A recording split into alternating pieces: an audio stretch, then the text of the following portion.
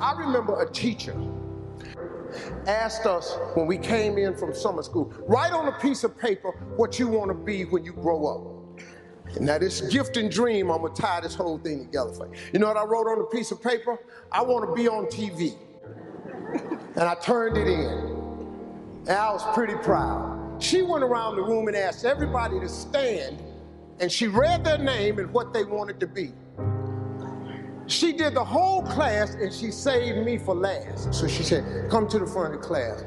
And I got up to the front of the class, and she said, tell the class what you wrote on your paper. And this was it. I said, I want to be on TV. She said, and why did you write that on the paper? I said, because that was our assignment for today. She said, but why did you write that on your paper? I said, because that was our assignment for today. She said, but why did you write it on your paper? And so I started shrinking.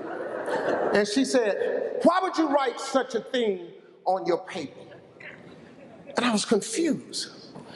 Because at 10, 11 years old, I didn't know that I couldn't write what I wanted to be. She said, who do you know on TV? I said, nobody. Is anybody in your family on TV? I said, no, ma'am.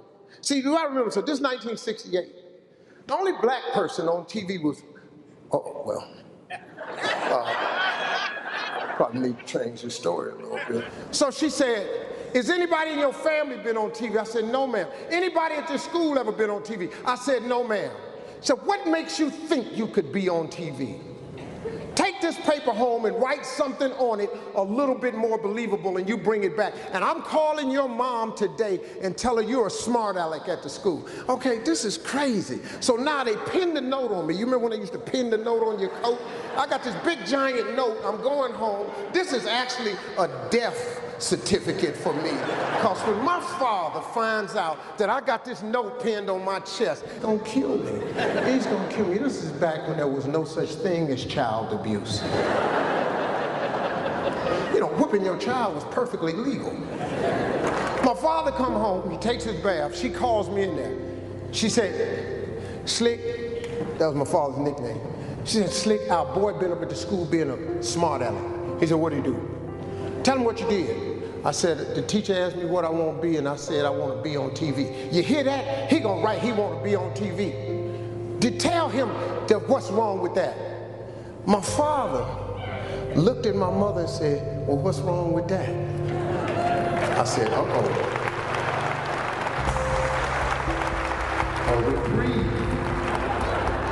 The red phone is ringing. The governor, this could be it. He said, what's wrong with that?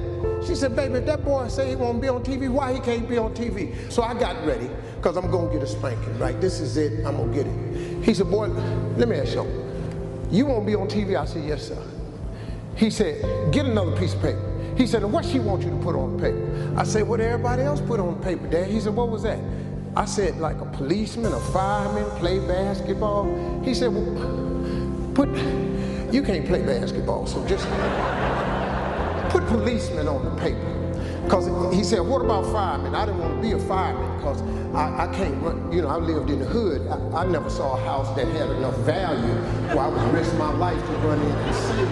I wrote, I want to be a policeman. He said, now take this to her and give it to her tomorrow. But get another piece of paper out your drawer. He said, write on there what you want to be. He said, put that in your drawer. He said, every morning when you wake up, read your paper. Every night before you go to bed, read your paper. He said, and don't worry about what she said. 22 years I kept that paper. I read that paper every morning and every night till I was 21 years old. I don't know if you noticed or not, but if you turn your TV on, that little boy is on TV every single day. Every Christmas, I send my teacher a flat screen TV. This was just a dream.